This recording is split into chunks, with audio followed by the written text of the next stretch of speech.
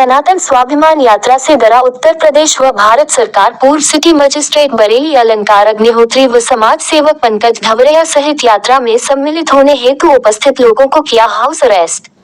यात्रा का तात्पर्य यूजीसी एक्ट सहित SC/ST एक्ट जैसे काले कानूनों को पूर्ण रूप से रोक लगाने हेतु प्रधानमंत्री सहित राष्ट्रपति को ज्ञापन सौंपना।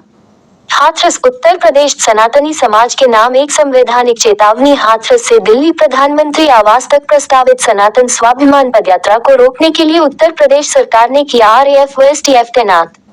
आपको बताते चले कि भारत सरकार द्वारा सवर्ण समाज की पतन हेतु विगत 13 जनवरी को यूजीसी एक्ट जैसे काले कानून लागू किया गया, जिसके विरोध में रायबरेली सिटी मजिस्ट्रेट अलंकार अग्निहोत्री ने समाज की स्वाभिमान से समझौता न कर अपने पद से इस्तीफा दे दिया गया, जिनके विरुद्ध उत्तर प्रदेश सरकार द्वारा नियमों की अनदेखी कर उन्हें परेशान किया गया। विगत 29 जनवरी को भारत के सर्वोच्च न्यायालय द्वारा राष्ट्र की एकता अखंडता में बाधा को देखते हुए यूजीसी एक्ट के नए कानूनों पर रोक लगाया। अगली सुनवाई 19 मार्च को है।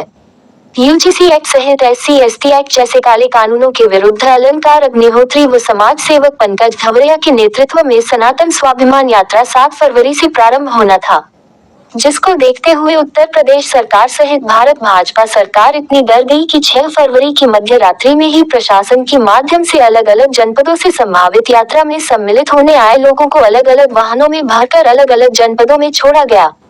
सुबह होने से पहले पंकज धवरिया के आवास से शहीद पार्क तक पूरा क्षेत्र पुलिस छावनी तब्दील हो गया। यदि देखा जाए तो यह कोई कानून व्यवस्था नहीं है। संभावित यात्रा पर रोक के उपरांत अलंकार अग्निहोत्री व पंकज धवरिया यूजीसी के मनमाने नियमों SC/ST एक्ट के विरुद्ध शांतिपूर्ण धरने पर बैठे हैं।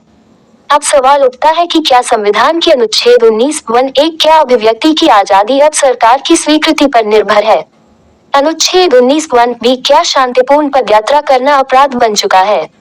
अनुच्छेद 14 समानता का अधिकार अब कौन बोल रहा है, देखकर लागू होगा। सुप्रीम कोर्ट बार बार कह चुका है असहमति लोकतंत्र की आत्मा है, फिर असहमति पर रोक क्यों? यदि आंदोलन हिंसक नहीं था तो पुलिस या घेराबंदी क्यों? यदि यात्रा संवैधानिक है तो रोक क्यों? आइए जानते हैं स्थल से सनातन स्वाभिमान पदयात्रा के नेतृत्व करता पंकज धवरिया से, जहां अलंकार अग्निहोत्री भी मौजूद है, क्या कुछ कहते हैं। हमें बीच रास्ते में रोक लिया तो हमारा यहीं पर फिर हमने धरना प्रारंभ कर दिया है। जब तक हमें इस देश के जोड़ने वाली बात को अपने नरेंद्र मोदी तक नहीं पहुंचाते, जब तक यहाँ अनवरत धरना रहेगा। और हमने प्रशासन से निवेदन भी किया है कि हमें अगर आपको लगता है कि भीड़ से समस्या है तो हमें अकेले 5 दिन पदयात्रा करने दी जाए और हम अपने मोदी जी तक अपनी बात पहुंचा दें, क्योंकि वे देश के प्रधानमंत्री हैं। उन्होंने पूरे देश को तोड़ने का, खाई में धकेलने का, भाई से भाई लड़ाने का कार्य किया है।